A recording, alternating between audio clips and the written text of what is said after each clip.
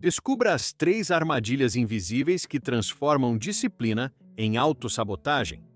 Você já se perguntou por que, mesmo sendo disciplinado, parece não evoluir de verdade? Por que, apesar de seguir horários, cumprir metas e se esforçar diariamente, ainda sente um vazio silencioso, uma frustração que não consegue explicar? Talvez seja o momento de olhar para a disciplina sob uma nova perspectiva. O que muitos não percebem é que a própria disciplina, aquela que você confia como aliada, pode, na verdade, estar te sabotando silenciosamente. Disciplina não é apenas fazer, é como e por que você faz. Quando mal aplicada, ela se transforma em rigidez, pressão e cobrança constante, criando um ciclo invisível de autossabotagem. Você se esforça, mas sente que cada passo exige mais energia do que deveria. Você cumpre tarefas, mas no fundo sabe que está repetindo padrões que não te levam a lugar algum. É como caminhar em uma esteira infinita, esforço visível, progresso imperceptível. O primeiro sinal dessa armadilha é a sensação de que tudo o que você faz é insuficiente. Não importa quanto alcance ou conquiste, há sempre uma voz interna que critica, que compara, que exige mais. E é aqui que entram as 3 armadilhas invisíveis que vamos explorar neste vídeo: rigidez excessiva, comparação e perfeição, e o acúmulo de tarefas sem propósito. Cada uma delas é uma chave silenciosa da autossabotagem, transformando disciplina em inimiga. Mas não estamos falando de culpa ou de falha pessoal. Estamos falando de consciência. O primeiro passo para transformar a disciplina em força criativa é reconhecer os padrões que te limitam. Imagine poder alinhar seu esforço com seus valores, priorizar ações que realmente importam e criar uma rotina que liberta ao invés de prender. Esse é o objetivo deste vídeo: mostrar como identificar os sinais, compreender a raiz da autossabotagem e reconstruir a disciplina como aliada, não como inimiga silenciosa. Ao longo desta jornada, você descobrirá que disciplina não é apenas sobre força de vontade, é sobre clareza, propósito e autoconsciência. É perceber que cada tarefa cumprida deve trazer crescimento genuíno, que cada meta alcançada deve se conectar com quem você realmente é, e que a evolução não acontece no esforço cego, mas na consciência ativa de cada passo. Prepare-se para desvendar essas armadilhas invisíveis, compreender os mecanismos que drenam sua energia e descobrir como transformar cada ato disciplinado em progresso real, sustentável e profundamente satisfatório. A disciplina que parecia ser sua inimiga pode se tornar, a partir de hoje, sua maior aliada. A armadilha da rigidificação excessiva. Quando pensamos em disciplina, quase sempre a associamos à ideia de força, de foco inabalável, de alguém que acorda todos os dias no mesmo horário, segue sua rotina sem falhas e nunca perde o rumo. A disciplina é vista como um pilar de sucesso. Mas existe um detalhe pouco falado. Quando a disciplina se transforma em rigidez excessiva, ela deixa de ser um caminho de crescimento e se torna uma prisão invisível. Essa armadilha começa de forma sutil. Você estabelece metas, cria hábitos, organiza sua rotina. Até aqui, tudo certo. Consistência é fundamental. Mas com o tempo, em vez de a disciplina estar a seu serviço, você passa a servir a ela. A rotina deixa de ser um meio para se tornar um fim em si mesma. Pequenos desvios começam a gerar culpa desproporcional. Se você falha um dia, sente-se derrotado, como se tivesse perdido meses de progresso. A disciplina, que deveria te libertar, passa a te controlar. Psicologicamente, isso acontece porque confundimos ordem com controle absoluto. O cérebro humano adora previsibilidade, mas a vida real é dinâmica, cheia de imprevistos. Quando a pessoa tenta encaixar a vida em uma estrutura rígida demais, inevitavelmente entra em conflito com a realidade. E cada vez que esse conflito aparece, seja um imprevisto no trabalho, um problema de saúde ou simplesmente um dia de cansaço, surge um peso interno, a sensação de que se falhou, de que não foi forte o suficiente. Esse processo alimenta um ciclo silencioso de autossabotagem, porque ninguém consegue manter uma rigidez perfeita por muito tempo. Uma hora você vai falhar, E quando isso acontece, em vez de olhar para o contexto e se permitir flexibilidade, você entra em um estado de cobrança e culpa. Essa autocobrança excessiva cria desgaste emocional, o que, paradoxalmente, faz com que você abandone de vez os hábitos. É como se o perfeccionismo matasse a disciplina verdadeira. Um exemplo comum é a relação com exercícios físicos. Alguém começa motivado, cria uma rotina diária e segue à risca.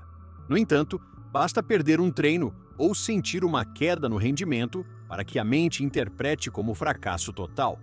Essa rigidez transforma a prática saudável em um campo de batalha psicológico. A disciplina que deveria gerar energia e bem-estar acaba virando peso e obrigação.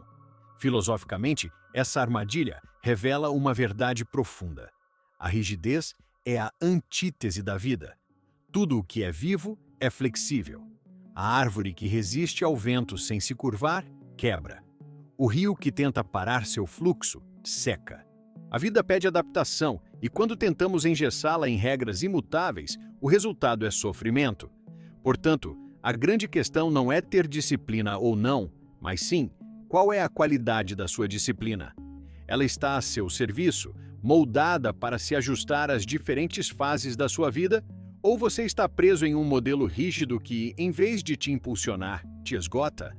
A saída dessa armadilha começa com uma mudança de perspectiva. Entender que disciplina não é rigidez, é consistência flexível. É saber manter o rumo mesmo ajustando o passo. É aceitar que um desvio não é fracasso, mas parte natural do processo. Quando você abraça a flexibilidade, a disciplina deixa de ser uma prisão e volta a ser um caminho de liberdade. A armadilha da comparação disfarçada. Existe uma forma sutil e quase imperceptível de autossabotagem que muitas vezes se infiltra na disciplina. A comparação disfarçada. Ela não aparece de forma óbvia, como quando nos medimos diretamente com a vida de outra pessoa. Essa é fácil de reconhecer. A armadilha mais perigosa acontece quando a comparação se veste de inspiração ou até mesmo de disciplina exemplar. Você começa a seguir um mentor, um criador de conteúdo, um autor, ou mesmo um amigo próximo. Observa sua rotina impecável, sua produtividade, seu corpo em forma, seu aparente equilíbrio emocional. No início, isso gera motivação. Você pensa, se ele conseguiu, eu também consigo. Mas, com o tempo, essa inspiração se transforma em uma régua silenciosa. Cada vez que você não alcança o mesmo padrão, cresce dentro de você uma sensação de insuficiência. Esse mecanismo é traiçoeiro porque não se apresenta como comparação negativa, mas como meta saudável. A verdade, no entanto, é que você está medindo sua vida com base em circunstâncias que não são suas. A disciplina que funciona para uma pessoa pode ser completamente inviável para outra. E ainda assim, você se cobra, acreditando que precisa estar no mesmo ritmo, na mesma intensidade, no mesmo nível. Psicologicamente, isso ativa um fenômeno conhecido como comparação social ascendente. O cérebro, em busca de referência, se fixa em quem parece estar em uma posição melhor. Isso pode ser útil em doses pequenas, mas, em excesso, gera frustração, ansiedade e a crença de que você nunca será bom o suficiente. A cada falha, em vez de olhar para seu próprio progresso, você olha para o padrão externo e se condena. O mais perigoso é que essa comparação disfarçada não apenas mina sua autoconfiança, mas também distorce a própria ideia de disciplina. Você deixa de construir hábitos baseados no que faz sentido para a sua vida e começa a moldar sua rotina para imitar modelos alheios. Isso rouba sua autenticidade. É como se você estivesse treinando para viver a vida de outra pessoa, e não a sua. Filosoficamente, essa armadilha nos leva a refletir sobre a natureza da identidade. Somos seres singulares, feitos de contextos únicos, histórias próprias, desafios pessoais. Quando transformamos disciplina em cópia, estamos negando nossa própria singularidade. É como tentar plantar uma árvore tropical em um deserto. Por mais fértil que seja a semente, o terreno não é compatível. Um exemplo claro: Imagine alguém que segue a rotina matinal de um CEO famoso. Acordar às 5 horas, meditar, treinar, escrever, planejar o dia. Essa rotina pode funcionar perfeitamente para ele, mas, se você tem filhos pequenos, horários irregulares ou outras demandas, tentar replicar esse modelo pode ser devastador. Em vez de adaptar a disciplina à sua realidade, você se esgota tentando encaixar sua vida em moldes que não são seus. Essa comparação disfarçada ainda tem outro efeito colateral: gera desconexão interna. Você perde a capacidade de ouvir o que realmente precisa, porque está sempre olhando para fora. Esquece de perguntar: qual ritmo faz sentido para mim agora? Qual disciplina está alinhada aos meus valores, às minhas necessidades, ao meu corpo e à minha mente neste momento? Quando isso acontece, a disciplina deixa de ser um ato de cuidado e se transforma em opressão silenciosa. O caminho para escapar dessa armadilha é reconectar-se com sua própria medida. Isso exige coragem, porque significa abrir mão de padrões socialmente glorificados e criar uma disciplina personalizada, feita sob medida para a sua vida. Significa trocar comparação por referência, inspiração por adaptação. A verdadeira disciplina não é a que te aproxima do padrão de outra pessoa, mas a que te aproxima da sua melhor versão. No fim, a pergunta essencial não é: estou tão disciplinado quanto fulano? Mas sim: minha disciplina está me tornando mais humano, mais presente, mais conectado comigo mesmo. Essa é a chave que transforma a disciplina em liberdade e não em autossabotagem. A armadilha da disciplina como identidade. Existe uma fronteira invisível entre praticar a disciplina como ferramenta de crescimento e transformar a disciplina em identidade. Quando essa fronteira é ultrapassada, a disciplina deixa de ser aliada e passa a se tornar prisão. No início, a disciplina surge como um meio. Você define hábitos, estabelece rotinas, organiza seu tempo, cria metas. Tudo isso para conquistar algo maior: saúde, equilíbrio, progresso, clareza. Mas, pouco a pouco, sem perceber, o próprio ato de ser disciplinado começa a ocupar o lugar central da sua identidade. Não é mais sobre o que você constrói através da disciplina, mas sobre a imagem de ser alguém disciplinado. Essa armadilha é traiçoeira porque, em aparência, parece positiva. Afinal, quem não admira pessoas comprometidas, consistentes, determinadas? Mas quando a disciplina se torna o núcleo da sua identidade, você passa a se confundir com seus hábitos. Isso significa que qualquer falha, qualquer deslize, qualquer dia fora do padrão deixa de ser apenas um contratempo e se transforma em uma crise de identidade. Você não pensa mais: hoje falhei, mas sim: eu sou um fracasso. Do ponto de vista psicológico, isso está ligado ao fenômeno da superidentificação com o ego. Em vez de enxergar a disciplina como uma ferramenta adaptável, você a cristaliza como essência do seu ser. Isso gera rigidez emocional, porque passa a haver um medo constante de perder a imagem construída. O foco deixa de ser o crescimento genuíno e passa a ser a manutenção da fachada. Filosoficamente, podemos conectar essa armadilha ao pensamento de Kierkegaard, que falava sobre o desespero de viver uma identidade inautêntica. Quando você se define unicamente pela disciplina, está reduzindo a complexidade da sua existência a uma única dimensão. Você não é mais o ser humano em transformação, múltiplo, contraditório, que erra e recomeça. Você é apenas a pessoa disciplinada, e essa redução empobrece sua liberdade de ser. A neurociência também nos mostra o perigo desse mecanismo. O cérebro humano precisa de espaço para descanso, falhas e pausas criativas. Mas quando você internaliza que precisa ser disciplinado o tempo todo, ativa constantemente circuitos de cobrança e vigilância. Isso gera ansiedade, estresse e até sintomas físicos, como tensão muscular e insônia. Sua vida vira um campo de batalha entre o que você realmente precisa e a identidade que você sente que precisa sustentar. Um exemplo prático: imagine alguém que construiu uma reputação de disciplina impecável na academia. Durante meses, treina sem falhar um único dia. Todos ao redor o reconhecem por isso. Mas chega um momento em que o corpo pede pausa, ou a mente precisa de respiro. Em vez de ouvir esse chamado interno, essa pessoa se força a continuar. Não porque deseja, mas porque teme perder a identidade de ser aquele que nunca falha. O resultado, muitas vezes, é lesão, esgotamento ou perda completa de motivação.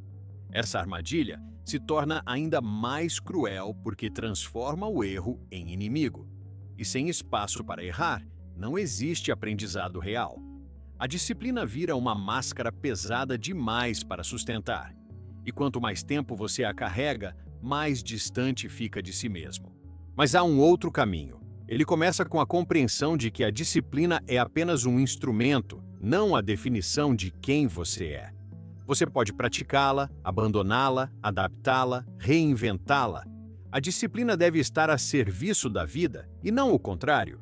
Isso exige coragem para reconhecer que não é a constância perfeita que define seu valor, mas a capacidade de recomeçar quando erra, ajustar quando precisa e seguir mesmo com imperfeições. É nesse ponto que a disciplina deixa de ser identidade e volta a ser aliada. A pergunta que fica é: sua disciplina está fortalecendo sua humanidade ou sufocando sua autenticidade? Se ela está te tornando mais rígido, inflexível e preso a uma imagem, talvez não seja disciplina, mas autossabotagem disfarçada de virtude. A verdadeira disciplina não é aquela que você exibe para os outros, mas a que você molda em silêncio, a que se adapta ao seu fluxo de vida, a que se transforma junto com você. Ela não exige perfeição, mas presença. Não exige imagem, mas verdade. No fim, quando você consegue se libertar dessa armadilha, descobre que disciplina não é sobre ser alguém idealizado, mas sobre caminhar em direção ao que é mais real dentro de si. Reconstruindo a disciplina com consciência. A esta altura, já está claro, a disciplina pode ser tanto uma ponte quanto uma prisão. Ela pode abrir caminhos de clareza, crescimento e realização, mas também pode se transformar em um sistema de autossabotagem silenciosa quando não é guiada pela consciência. Vimos como a rigidez sufoca a criatividade, como a comparação alimenta o vazio da perfeição inalcançável e como a superidentificação com a disciplina como identidade pode corroer a liberdade de ser.